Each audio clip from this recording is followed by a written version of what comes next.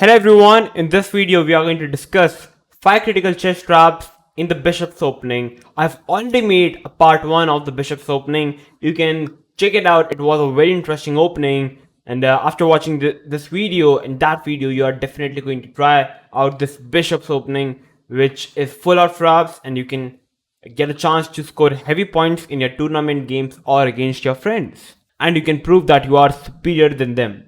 So these traps, this is the part 2 of the bishop's opening. We are again going to discuss 5 critical chess traps that can help you to improve your game. So I don't want to waste any further time, so let's quickly check it out. So coming to the trap number 1, we are playing with the white pieces and we start the game with 1 e4. Our opponent replies with e5, we play the move bishop to c4, and from here the bishop's opening starts. After bishop c4, our opponent plays the move knight f6. The idea is very simple. He's attacking the pawn on e4.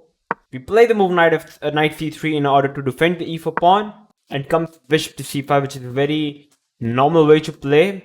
Black wants to short castle as soon as possible, and here we simply play the move d3. Black do the same by playing the move d6. He also wants to open up the light square bishop, and here we surprise our opponent by playing the move f4. Taking the advantage that we have not yet committed the knight to f3, so we have the option of pushing the pawn to f4. At the first glance, black would be thinking that he can simply jump to g4 and he can already threaten knight f2 ideas, which looks very terrifying for white. But after knight g4, we are already going to surprise our opponent by even pushing the pawn to f5. The idea is very simple. We want to capture the knight on g4 because now the knight is no longer protected by the bishop. So black would definitely come to f2 by playing the move knight f2, hitting the queen and the rook. After knight f2, we are going to play the move queen to h5, and black cannot capture the rook because it's a mate in 1. So black will obviously short castle now in order to defend the pawn on f7. Now we are already going to develop our bishop to g5, and after bishop g5, we are already hitting the queen. You cannot push the pawn because the pawn is pinned. So after bishop g5, black is having 2 options to play the move queen d7 or queen e8, though it doesn't really matter which move black does. For example, after queen d7, we play the move knight to d5. After knight d5, if black captures the rook, which is a very natural move, we can already play the move knight to f6 check. The queen is also hanging, and if you move the king, I can even checkmate you. So after pawn takes, we can even capture the pawn, simply threatening mate. There are 2 ways to mate the black king, and you can't really stop it, so it's a force mate. So yeah, so if you don't play the move knight into h1, if black plays something like c6, we can still give a check. Happens the same variation, and here black plays the move bishop e3, saying that black is covering the g5 square as well as the g4 square. So the queen can't really mate the black king. But here we can simply have a very powerful move, king to e2, hitting the bishop and the knight. If you try to move the bishop, trying to keep the control of the g5 square, we can simply capture the knight, and now queen g4 is an unstoppable mate. Black can't really stop it, and it's a force mate. So this is what happens if black goes for playing the move queen to d7. If black plays the move queen to e8, still we have the same thing in the bag. It's still a force mate and black can't really stop it. So this was the trap number 1. So now let's move on to the trap number 2. Coming to the trap number 2, we are playing with the black pieces, and our opponent starts the game by playing the move e4, e5, bishop c4. After bishop c4, we play the move knight to f6. Our opponent plays the move d4, trying to open up the position. After d4, we capture the pawn and e5. And many players in this particular position get confused and they decide to simply pull the knight back, which is a bad idea, and which gives a tremendous advantage to white by developing the knight. And you can see how black pieces is still in the last rank, and it's already better for white. So we have to continue this possession perfectly. After e5, we are going to play the move d5, hitting the bishop. White is definitely having the option of an pass-in, but after bishop takes, we are already a pawn up, and the position is good for black. So white definitely won't do it. Bishop goes back to b3, and we play the move knight to e4. After knight e4, definitely white wants to kick the knight. But he can't really do it because queen h4 is winning the game for black. Because after g3 I can simply capture the g3 pawn because the rook is hanging. So f3 is not a good idea, so white plays the move knight to e2. Another idea is to play the move f3. We play the move bishop to c5, simply developing the piece and allowing white to push the pawn to f3 and still playing the move queen h4 check, allowing g3. And now you would think that if we try to move the queen, we are losing the knight. And we cannot capture the pawn because the knight will capture it, and this is a good position for white. So how to continue in this position is the big question. After g3, we are already going to surprise our opponent by pushing the pawn to g3. And yeah, it's an exclamation move. After d3, we are sacrificing the queen. If white captures the queen, we give a check, bishop to f2 check, everything is covered up, only one square is remaining to go to f1, but after bishop h3, it's a checkmate, and the game is over. And even if white even plays the best move, queen into d3, you can still play the move bishop to f2 check, king move, knight into g3, knight into bishop into, you cannot capture the bishop as the rook is hanging, so the position is already good for black. So this was the trap number 2. So now let's move on to the trap number 3. Coming to the trap number 3, I think that there are many players playing in the beginner level who always copies your idea or the move you are playing. So it's a good idea to confuse them by playing the move e4. e5, bishop c4, knight f6. It doesn't really matter if bishop c5 or knight f6. We play the move knight f3 and bishop c5. It's a symmetrical position. Here we are going to capture the pawn, and here our opponent captures the pawn on e4, like making the same symmetry. But the smallest difference here is we capture the pawn on f7, giving a check, and after the king move, we can already play the move d4, hitting the bishop. We are a pawn up, queen f3 is coming up, there are no bishop into f2, so the symmetry have already been broken, and we are already better in the game. So it's a good position and a winning position for white. So this is how you can simply break your opponent, whoever likes to simply copy your idea or the moves you are playing. So yeah, this was the trap number 3 you must know. So now let's move on to the trap number 4. Coming to the trap number 4, we are playing with white pieces and we start the game with one e4. e5, bishop c4, and our opponent plays the move knight f6, hitting the pawn.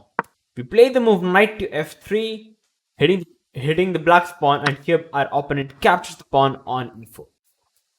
Knight to c3, takes, and what's happening, it's more like a chessboard gambit, but in a reverse color, where we are a pawn down, but we are having a lot of compensation for the pawn. Bishop g5 is coming up, queen d5, threatening mating ideas, or even perhaps bishop sack on f7 is also a good idea in the future. So for example, I've taken two candidates move in the position d6 and knight to c6, which are the most common move in order to protect the pawn on e5. If d6, we are already having a winning blow, knight into e5. If you capture the knight, bishop into f7, you cannot capture the bishop because the queen is hanging. So if king e7, bishop g5, check, and you have to capture the bishop, and eventually you lose the queen and eventually the game. So it's not a good idea. So after knight to e5, black can go for playing the move queen e7, taking advantage of this pin. But after queen e7, we can already play the move bishop into f7 check. King is having the only move, and after short castle, queen into knight, rook e1, which is a very strong move, the queen move, check, and now it is like of a fourth mate. We sacrifice the bishop, and you can just use the pieces and checkmate the black king in this particular manner. So this is how white can simply win if black goes for playing the move d6. And now let's try to discuss what happens if black goes for playing the move knight to c6. After knight to c6, we are already going to play the move knight to g5, which is a very strong move, hitting the pawn on f7. And black isn't having any resource like knight h6 in order to defend the f7 pawn. So the best continuation for black is to play the move d5, and we simply capture the pawn, and the threat lies the same. We are still preparing to capture the f7 pawn. And if you try to play the move f6, I can already play the move knight f7, getting an exchange and winning the game.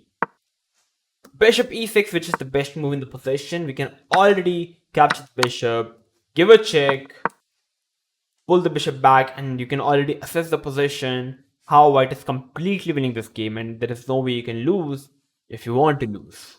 So this was the trap number 4. So now let's move on to the final trap of the day, the trap number 5.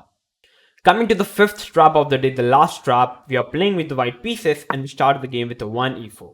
Our opponent plays e5, we play the move bishop c4, knight f6, d3, defending the pawn on e4. c6, another American player who likes to play the move d5, c6 and try to get a good amount of center control. We simply develop our piece via knight f3, d5 and now bishop to b3.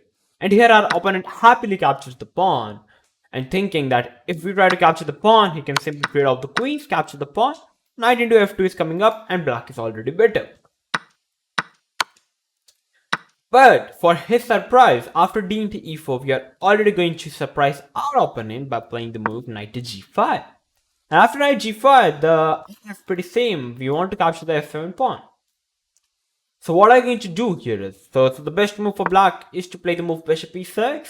And here there are two ways to continue the position for white. Both are fine. First, let's try to discuss bishop into e6, pawn into knight into pawn.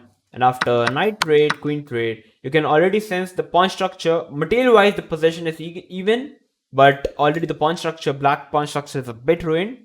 And white's idea could be to play the move knight d2, knight c4, capturing the pawn on e5, and the position is already good for white compared to the black position. So this is one way to play. Another way to play here is if you capture the bishop with the knight. Pawn takes, after knight takes, pawn takes, bishop into e6, pawn into, simply short castle, giving up the pawn, and the position is a very interesting, very rich position, I would say. White is having 5 pawns, whereas black is having 6 pawns, but you can already sense how black king is still in the center, white king have already castled, rook d1 is coming up, you can simply develop the bishop, the king is in the center, which is the main piece, and white is having lots of compensation for a pawn, and this is already good position for white. Both the position is fine, you can choose any variation you want to play in your own comfort zone. So yeah, this was the trap number 5. I hope that you guys have liked the all five traps, and this might have helped you to improve your game, your knowledge in particular chess, and this particular interesting opening, the bishop's opening. Before leaving, I want to just leave you with some mystery. What happens, my question is, what happens in this position after d into e4 if white goes for capturing the pawn on e5? If white goes for capturing the pawn on e5, what's the best move for black in this position? You can just tell me in the comment box below, and I'm going to tag the first person who is going to tell the correct answer. So try to find the best move in the position for black to win the game. So yeah, these were the 5 critical traps. I hope that you guys might have liked the video. If you did, then make sure to like the video, share this video with everyone, and make sure to subscribe to our channel if you are new to our channel. So I'm going to come up with these interesting videos like this. So till then, stay tuned and keep watching One Shot Chess.